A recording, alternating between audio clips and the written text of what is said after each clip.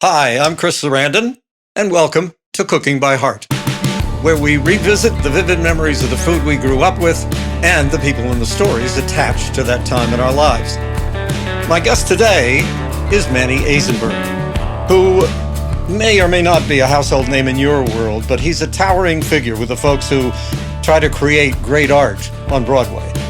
In a distinguished career spanning more than 50 years, Manny Azenberg has produced 65 productions for Broadway, which have garnered 25 Tony Award nominations and 8 Tony Awards, as well as a special Tony to Azenberg himself for lifetime achievement in the theater. His shows, mainly plays, but also dance-related musicals, have set a gold standard for intellectually stimulating theater with popular appeal. He has championed the works of such playwrights as South African's Athol Fugard, James Goldman, Tom Stoppard, and he produced more than 20 of Neil Simon's plays on Broadway, starting with the Sunshine Boys and including The Goodbye Girl and the Tony Award and Pulitzer Prize winning Lost in Yonkers. His Broadway credits also include Mark Twain Tonight, The Rothschilds, Two Gentlemen of Verona, Ain't Misbehavin', Stephen Sondheim's Sunday in the Park with George, Tom Stoppard's The Real Thing, The Iceman Cometh, That Championship Season, Rent, Jerome Robbins' Broadway. I could go on and on. He has also taught theater at Duke University for 20 years and was elected to the American Theater Hall of Fame in 2009. I'm proud to introduce my old friend from our days, months, and my first Broadway show, The Rothschilds, Manny Azenberg. Hi, Manny. Welcome. My pleasure. Good to see you, Chris. It's good to see you, too. Now, I also realized when I was reeling off your credits that I have another close degree of separation with you because you produced The Two Gentlemen of Verona on Broadway? No, we general managed it for Joe. Oh, okay. All right, because I replaced Raul Julia in that show. We did a lot of shows for Joe, sometimes for nothing, and sometimes we got paid. We talk provenance, where we're from, because a lot of that, that has so much to do with the food we eat and the way we're brought up. So you're from the Bronx, yes? Yes, proudly. Born and raised, huh? Born and bred. Yeah. Tell me a little bit about your folks. Well, my folks were immigrants. Yes. But my father emigrated from Poland to London in 1910. And I think he served in the British Army in the First World War. Ooh. And lived in England until 1929. Or he visited America in 1920. And he somehow became a citizen by 1929. And then he went back to Poland and married my mother. And they emigrated to the United States in 1929. And we lived in the Bronx. I was born 5 years later. Any idea why he didn't stay in England since he served in the British Army? Well, I think he left Poland because he didn't want to serve in the Polish Army. Right. Because Jewish people who served in the Polish Army had a way of not coming back. So they sent him to England, where he worked for Chaim Weizmann, who was the first president of Israel. Right. And he was a delegate to the 1920 post-war Zionist Congress in London. And I think he was sent to the United States and he spoke 6 languages. So. Oh, wow. So what was his profession? His profession was a labor Zionist. He ran a summer camp about 50 miles outside of New York in Highland Mills. And I think his life was a commitment to the idea of the creation of the State of Israel. Right, right. And your mom? My mom was a housewife. Right. Who could hit with both hands. So she was ambidextrous. Yes. And quick. So, yeah, right. Watch. How many siblings? I have a sister. Just the two of you? Just the two of us. Okay, so then what was life like around the dinner table at your house in the Bronx? You were in an apartment in the Bronx, were you? We were traditional, not religious. But Friday night was a dinner at home, which was attended by my sister and I regularly. It's something I actually miss. That the idea that the family is required to gather every once in a while. And we went out afterwards, but we stayed for that dinner even when we got older. Right. But when you were younger, when you were kids. And the highlight would be, my mother was not a great cook, but she made great cabbage soup. Now, the description for your listeners of cabbage soup was, if you were poor, you ate cabbage soup. Right. If you had a little bit of money, there were potatoes in the cabbage soup. Right. Mind you, the cabbage soups would sit on the stove and simmer for 24 hours. Right. The word redolent comes to mind. And if you had a little bit of money, there was sausage. And if you had more money, meat. But that was the whole meal. And where were you guys in this hierarchy of flavor? We had no choice. We ate what was put on the table. Remember, this is in the end of the Depression and the Second World War. Right, right. So you ate what was put on the table. I don't remember steak. I remember meatloaf. And I'm not quite sure what was in the meatloaf, although it said meatloaf. Right. And you ate it with ketchup. Yes. Sorry about that, but no. That's actually that's a very traditional sort of. We make meatloaf the same way. You know, a lot of ketchup on the top when it's in the oven.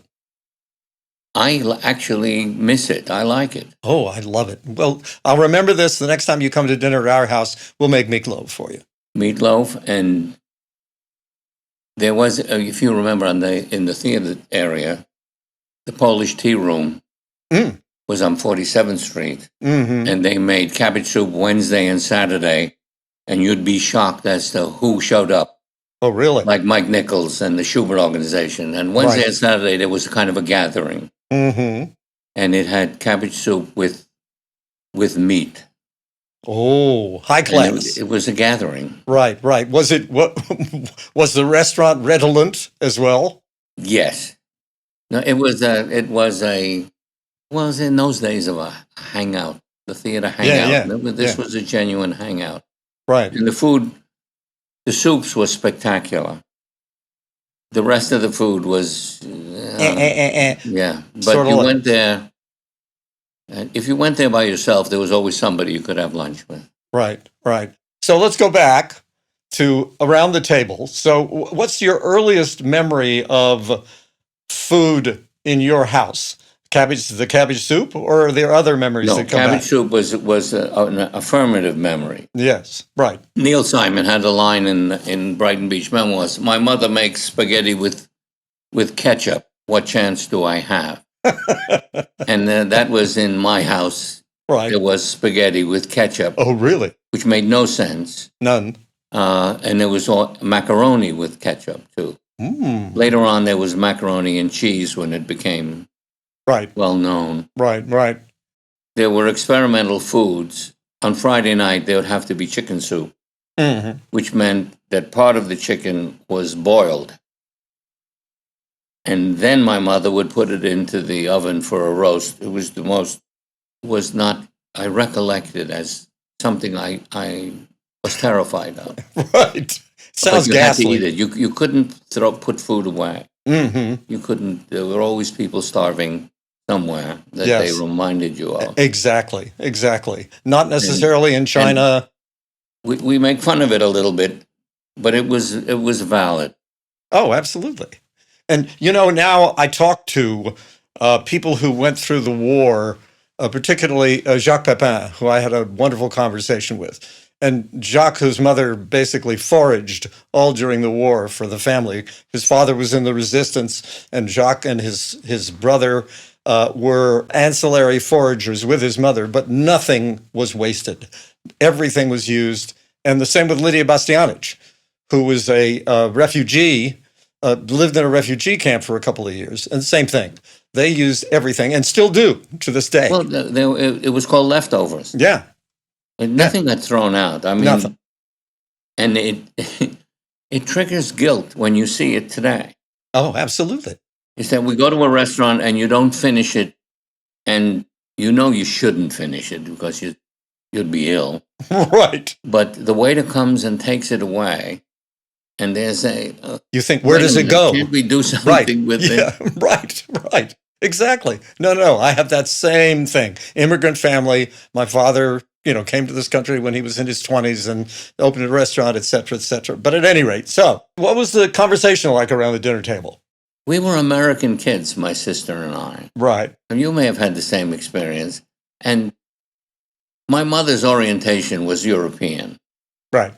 So we couldn't discuss the hit parade or what the big songs were or what the shows were for that what matter. You wanted to talk because about. They looked at you strangely. Mm-hmm. My mother did play the piano, and since she was from Poland, she played Chopin, which I couldn't listen to until I was about 30 years old because that's all I heard at home. Mm-hmm. I mean, I'm reluctant to even bring it up. My mother actually made tongue. Oh, yeah. Oh, absolutely. Tongue and in some sort of raisin gravy, which my father really liked. My dad liked tongue as well. And if you get it cut in a sandwich, you don't have to deal with what it is. Right. If you see the actual cow tongue, right. You don't eat it. And I have a writer friend who described his first foray into a butcher shop when he was 6 years old and saw a tongue in the case and literally threw up on the floor of the butcher shop. And the other was gizzard. The gizzard in a chicken or a turkey was my father. He got, yes. We used to call them giblets. Yes. And there'd be a separate plate and he would get it. So we thought it was extraordinary because it was kept for my father. And then when I became the adult in the family, I can get as far as the gizzard, the heart, and whatever the rest of it is. Right. I can pass. Chicken livers were big around our house. Chicken liver was, yes. Yeah, very big. The grilled chicken liver. Yeah, with onions. Oh, onions and eggs. My mother made it. There are very few places that you get that anymore. No, you can't get it anymore. Strangely when you ask for it. Right, exactly. And they were also part of the menu at the restaurant. That is the part of the everyday menu for folks. Well, there was a delicatessen on every corner in the Bronx, so that was normal. Yeah. The other thing which is off the dinner plate but is on the breakfast table, is something smoked butterfish. And it was a delicacy, and it was endlessly available. If you go to Zabar's in Manhattan and you ask, the old men there will tell you they know about it. Yeah. But it's gone. And that was a treat. Smoked salmon, Nova Scotia was then, at those days, called lox. Right. Which was much more salty. Yeah. Was a butterfish a fresh or saltwater fish? Saltwater. Saltwater. And it was a treat. It was bony, but it was really good. And every once in a while, just to bother the old men behind the counter, I'll say, do you have any butterfish? And they look at me, and some of them will say, you're not old enough. Right. Askance. But any other memories of around the table? Well, as time went on, we celebrated Thanksgiving in only the way a Jewish family would celebrate Thanksgiving, reluctantly. Yes. But turkey? Turkey, yes. You had to have a turkey. The argument was for the drumstick. To this day, the dark meat is better than the light meat. Oh, yeah. As far as I'm concerned. Flavor. And then, of course, for a tradition on Yom Kippur, there's no food. That's when you want everything. Right. When everything would be a treat. What were Passovers like? Passovers were respected. You didn't eat bread. I remember when I was about 9, I forgot, and I had a hot dog with a bun. Ooh. And I thought that I was going directly to hell. I mean, there would be no stopping, no bus stop, no nothing. Right. The ambidextrous mom. And you had matzah, and something I didn't like to eat was gefilte fish, which is quenelles. I think your wife did a play once in which it was described, but it really was gefilte fish. Yes. But in English, it's quenelles. Quenelles. Sounds much better. In any case, it's chopped up fish. Right. Yeah, exactly. She still loves it, my wife. She loves gefilte fish. Well, it depends on what you call it. Yes. If you call it gefilte fish, you don't eat it. If you call it quenelles, yes. No, she eats the gefilte fish, yes. What was the social interaction around the table? Bear. It was the American. I'm reading a book about it right now. Herman Wouk wrote a book years ago called Inside Outside, and it describes that we lived on the outside, and the immigrants came from the inside, and they had their way of life. The American life was somewhat of a mystery. On the other hand, there was food on the table, which wasn't about steak or oysters. Right. It was about the ability of my father to make a living and put food on the table. Mm-hmm. And it extended to, we had clothes and there was heat. And this was in the Bronx. Essentials. And it's only in the last 30 years do you realize what an achievement those people. Oh yeah, absolutely. Now, did he make his primary living from the summer camp, and the rest was from that? He also sold insurance. I think I did all those plays with Neil Simon, and then Neil would describe his life by saying he grew up in Washington Heights. He grew up in the Bronx and then Washington Heights, and he said, if I could make $10,000, I would be a success. $10,000 a year and move to Queens. That would be his definition of a successful life. Right. Well, I think my father in those days, which would be in the 30s and 40s, I think he made $10,000. He did well, yeah. When I started working, the minimum wage was 75 cents an hour. So I suppose that $10,000 was a reasonable salary. And I knew our rent in the Bronx was $77 a month. And then when we moved, it was $96 a month. When we think about those numbers, it's staggering. We're living in Manhattan as we do. Absolutely. That 1 month of Manhattan rent would be 6.5 years in the Bronx.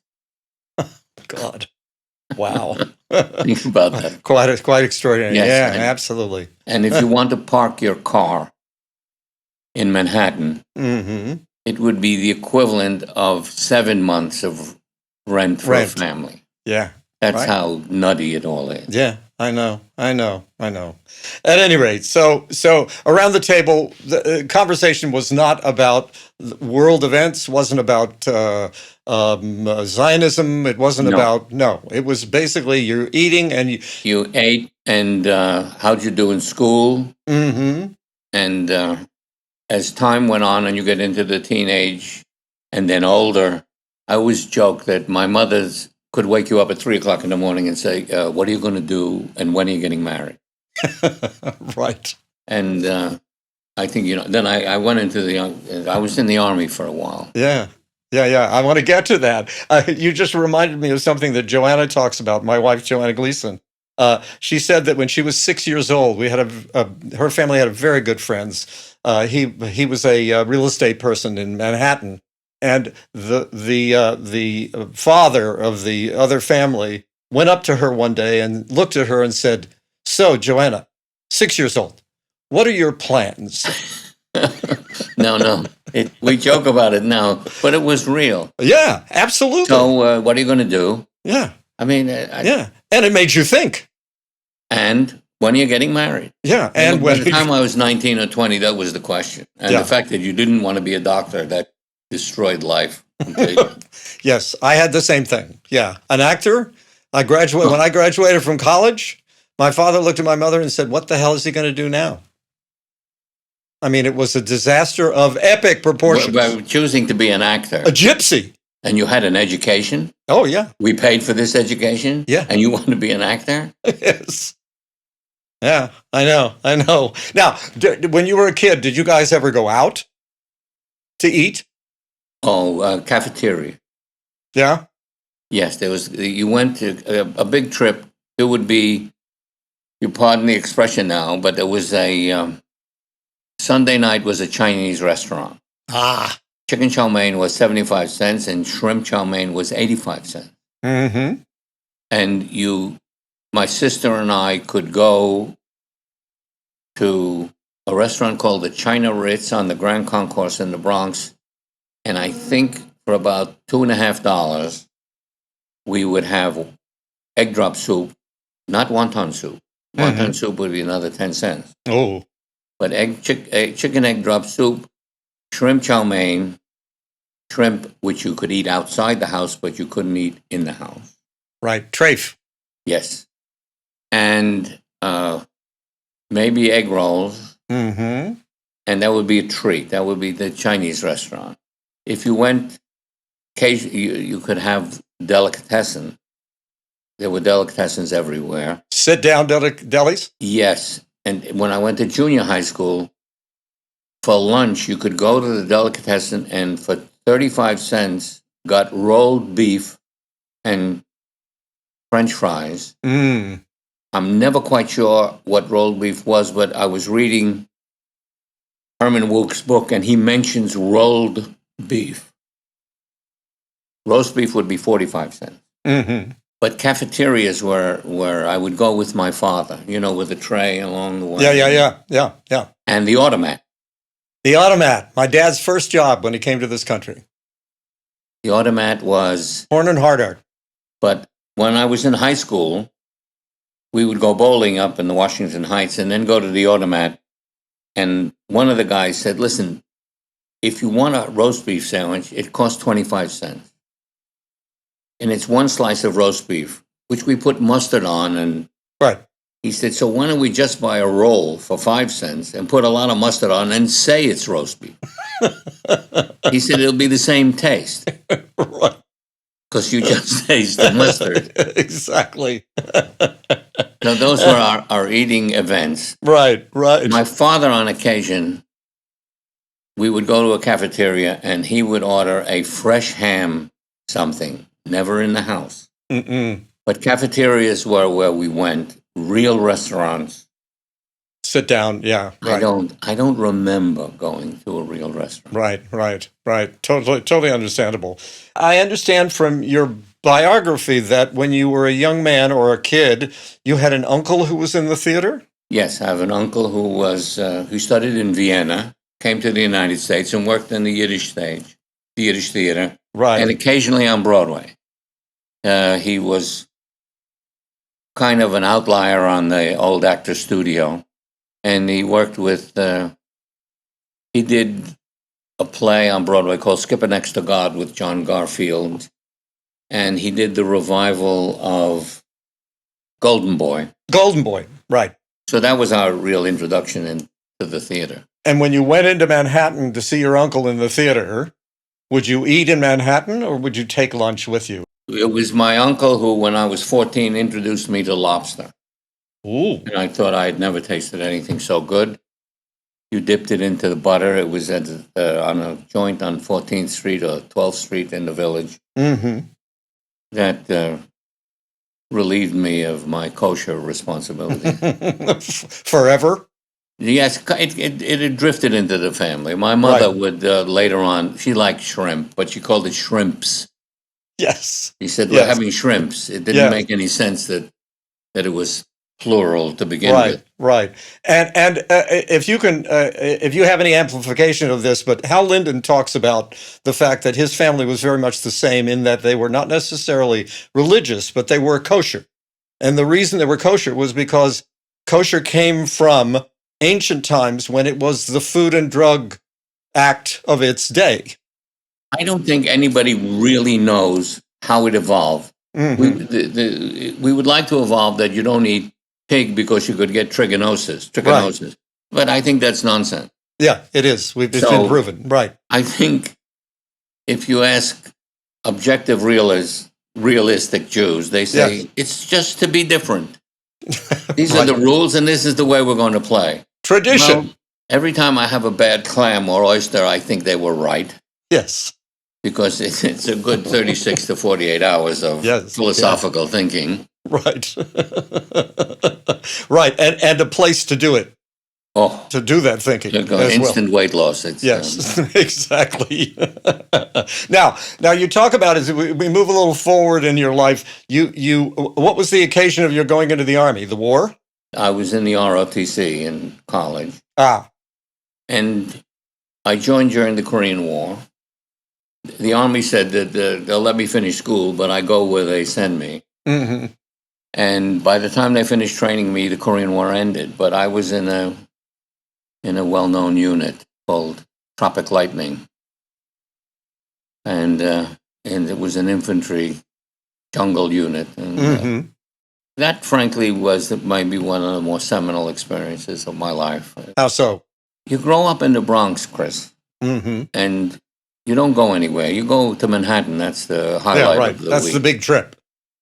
So I met people from all over this country, and 4 friends who we stayed friendly for 60 years, including my commanding officer who lost his only son in Vietnam. And the unit was a jungle unit. It was no playthings. Right. They weren't foreign. The 4 of us, one was from California, one was from Jersey, one was from Kentucky. And we remained, camaraderie transcended everything. Yes. And I talk to you because we're from the theater, and relationships in the theater are transient. Yes. More often than not. True. It's not evil. No. It's hugging and kissing, and then you go on to something else. Right. Every so often you establish a relationship like we did in the Rothschilds. Right. So these guys and the colonel, who was the commanding officer of the unit, who became a general later. Yes. We stayed in touch for 40 years. And Frank Wells, who was the president of Disney, was in the 1st Battalion of this unit. The 2 of us stayed in touch with Colonel, then General Ferguson, who lost his son in Vietnam. When my daughter Rebecca was born on the 14th of February, the general declared her a daughter of the regiment, sent her ultimately all his West Point shirts. Yes.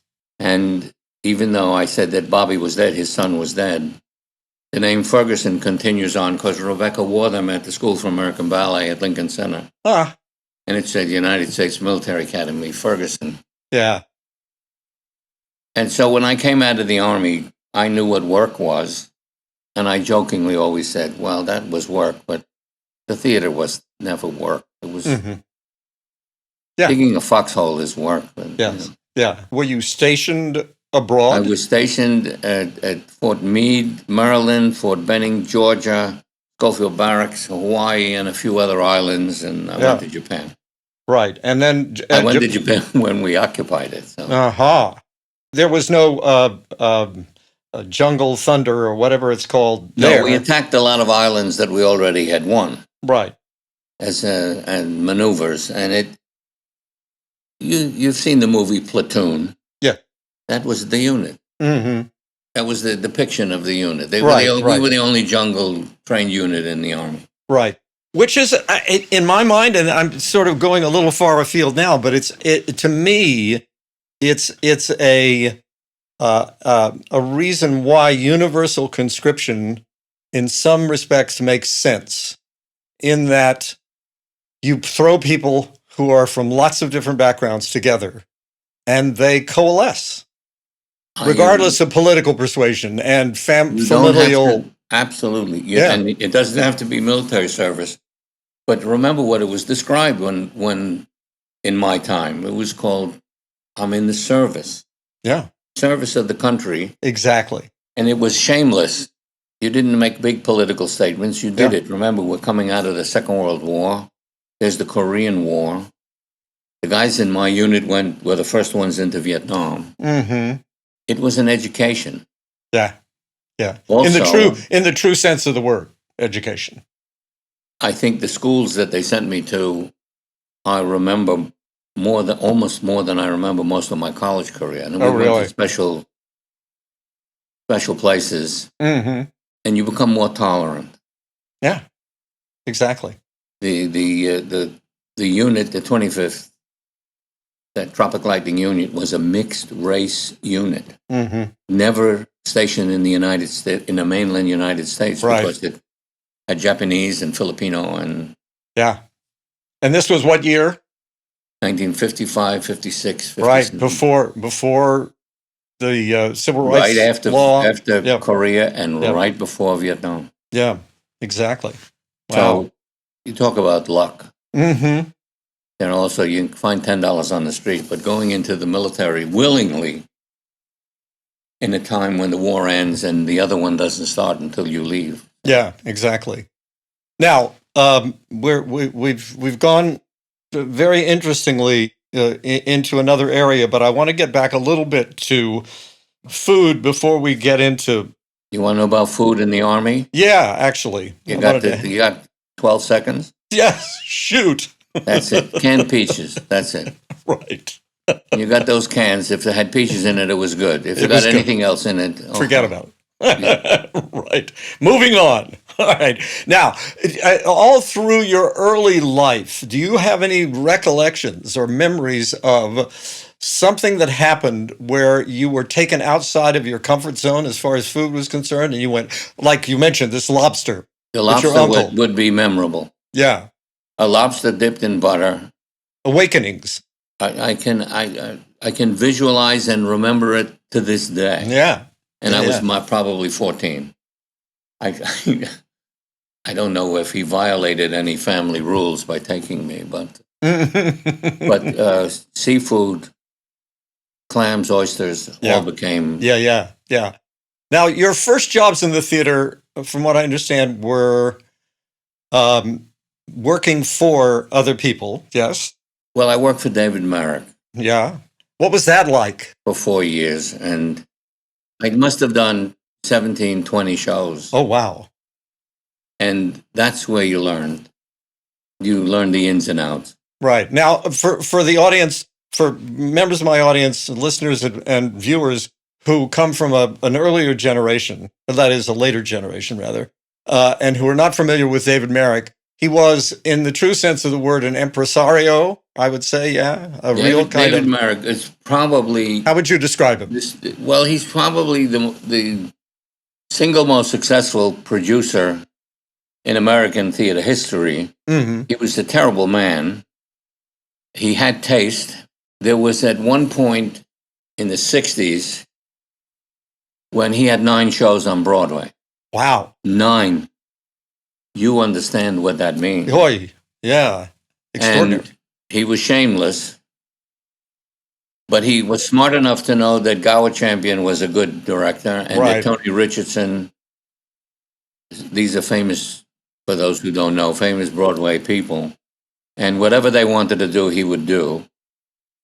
And he had all those successes, the musical successes of Carnival, Hello, Dolly, and a few others. Yeah. Just by way of interest. If the current musicals on Broadway cost $25 million, in the 60s, in 1964, the most expensive musical ever done was Hello, Dolly for $450,000. Ah, wow. I will also remind you that since you were around when Chorus Line opened, the top ticket price on Broadway was $15. Yeah. Right. Now it's... Endless, yeah. Yes. It's whatever the traffic will bear, essentially. So Merrick would turn out all these shows, and I was the company manager for a lot of them. Mm-hmm. And for our listeners, what's the function of a company manager? What does a company manager do? Well, it was a little different then, because he had so many shows. Whoever was assigned to a show, it was their show.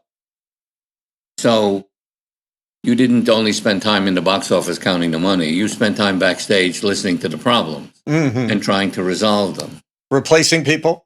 No, that was the stage manager. Which is you didn't traditionally the job. That. Right, okay. But you learned the real economics of the theater. And the assumption that we made in those days, in your time, is that everybody who was involved, even if you were the press agent or the company manager or the stage manager, that you had a secret aesthetic participation. Mm-hmm. So I didn't act, I didn't sing, I didn't dance. But the closest I could come to that was doing what I was doing. Right. And you were respectful of the artists. Right. And I use the word very carefully. The word artist. There are pretentious people, Yep. and there are artists. Albert Finney, Yes. he was an artist. Yeah. And I was the company manager of Luther, and he did Luther, Right. the Osborne play. Look at all the names that appeared on the stage, from Olivier to Richardson to Gielgud to Jason Robards to Julie Harris, you name them. Yeah. And all those actor studio people. Yes. Yeah. Well, that was normal. That was the community. That was exactly Brando. And it isn't there anymore. Yeah. No. So I managed to survive, and then in 1966, Gene Walsk and I went out on our own. What was your first show as a producer? First show was The Lion in Winter. Ah. The first show that I produced. And the New York Times review was, I found it odious and loathsome. Really? And the critic was then teaching at Columbia when the movie came out, which won the Academy Award. Right. And he found it equally odious and loathsome. Yes. Peter O'Toole and Katharine Hepburn in the right, movie. And it was odious and loathsome. Who was the Henry, and who was the Eleanor on the stage? Robert Preston and Rosemary Harris. Ah, right. So that was the first. There are 60 some odd shows. Oh yeah, a bunch. And Neil, if you'll see any number of Neil's plays, always takes place at the dinner table. Ah, interesting. Always. There's always a scene at the dinner table. Yeah. And where things like liver are discussed. In Brighton Beach Memoirs, there's a line when he tries to hide the liver under the mashed potatoes so the mother won't see it. And the father says, "Why do you have liver when nobody likes it?" And the mother turns to the family and says, "Because we can't afford a roast beef." And it shuts everybody up. Yeah. But there are endless amounts of scenes with food, right, in Neil's plays, which always cause the problem, because eating and talking is not easy. Right. Never mind seeing everybody on a proscenium. So it has to be. The staging had to be careful. Yeah. So what looked like steak would be peaches, canned peaches. So it just slides right down. Right, exactly. So that you can masticate and speak at the same time. How did you? I'm sure you had that problem. Oh, absolutely. How did you meet? How did you end up working with Neil Simon? How did that happen? The actual true story is that in 1962, Robert Redford came to New York in a play called Barefoot in the Park. Right. And Redford and I played on the same baseball team. He was the first baseman, I was the shortstop in 1959. So he called up and said, "Listen, you have to play on this team." So I played shortstop, Redford played first base, and Neil Simon played second base. Mm-hmm. And that's how I met Neil, with no ambitious intention. And 7 years later, he called up. It was somewhat tragic. Mm-hmm. His wife had just discovered he had breast cancer that had metastasized. Oh, boy. And they cleared the decks of anything that made them unhappy because she was given a year. Mm-hmm. So I went over to his apartment, his townhouse, and I walked in, and in those days I was funny. And he said, "How would you like to produce my plays?" And I said, "I don't know, let me think about it." And he threw a script at me, and it was The Sunshine Boys. Ah. And that was the beginning of a long and fruitful relationship. Yeah. But his requirement was, you can do anything else. I don't want you to be dependent on me. Mm-hmm. So that allowed me to do all the other things. Oh, great. And he also said something in one of his plays that you are quoted as using in terms of your work and what you look for in a play when you go to produce something. Yes, I've been asked that question. And you get to never mind the great intellectual responses. Right. It's about make me laugh or make me cry. Mm-hmm. If you can emotionalize me, then I'm going to pay attention to you. Right. So if I read a play and it's funny, that's a major league step. And two, if you make me pay attention seriously, So it's about something. it's a visceral reaction rather Yeah. than an intellectual one, and you trust it. Yes. The course that I taught at Duke all those years was about finding your own opinion for real, not Yes. other people's opinion, so it's chic. Because the people you and I know will tell you Chekhov and Ibsen and Strindberg and Shakespeare and have been bored 92% of the time when they've Yeah, right. seen those plays. Yeah. But it's not chic to say so. Mm-hmm. Be truthful, and if you're going to produce a play or you're going to be in a play, then you have to be honest with yourself about what the part is. And you had a device. I don't know if you still do this, but you had a device when you would give people plays to read in your course, your theater course. What did you do? Oh, yes, I ripped the covers off. Yeah. So you don't know who wrote it. And so the students at Duke would read a play like The Real Thing, the Stoppard play, and very rarely would you get anybody to understand that play. You have to be at least 35 Mm-hmm. and had any number of relationships. And they would hate it. And we would discuss the fact that you hate what you don't understand. Right. And that's called bigotry. Yeah.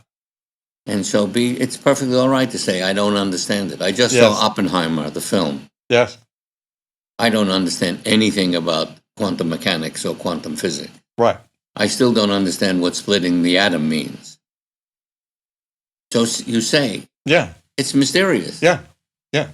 And it's okay. But if it's created in an artful way so that at least it compels you to want to understand, is that a criterion Yes, that I'm you would thinking about use? that. Some things I had to read twice. Yes. Mike Nichols was much better at it than I was. When we did The Real Thing, I had to see it in London. He read it. Mm-hmm. And he said, let's do that. He got it. There's a certain amount of, you trust the jockey, not the horse. Right. Yeah. So if Mike Nichols or Jerry Robbins wants to do something, pay attention. Yeah, exactly. So if you came to me and said, Joanna Gleason and Chris Sarandon want to do this play, I'll read the play. Yeah. Yeah. Trust the jockey, not the horse. I'm going to remember that one. I must lead you to a conclusion with a final question. If there's one memory that you have from your childhood, your teenage years, even into your adult years, where there's a smell or a taste that suddenly takes you back to a moment in your life, what would that be? Well, let me not use your definition. Okay. When I was 50 years old, my wife, Lonnie, threw a party. It was at the Romanian joint on Rivington Street, where they served all that old Jewish food. And the people there were Stoppard, Bill Bradley, Alan Simpson, the senator. Bradley, the former senator, Nick's, yes. Nick's Blair. Well-known people who you would know. Yeah. Wayne Rogers. These were all friends. Yeah, actor Wayne Rogers. And the food was enormous. A veal chop that would be 1.5 feet long. Right. And chicken fat in a pitcher. Oh, yeah. When you pour chicken fat on everything, and on your mashed potatoes, and what other people will call chitlins, which the Jews call grivenes, you pour chicken fat on top of the fried onions, on top of the potatoes. Yeah. Prepare yourself for a funeral. I remember that food. And I enjoyed it. Oh, yeah, absolutely. Well, Manny I don't Azenberg. eat like that anymore. No, we don't. Thank you, Manny, so much. I can't tell you how much I've enjoyed this, how revelatory it's been, and also just how great it is to see you and talk to you again. Give Joanna a hug. I will indeed. All right. See you soon. Okay.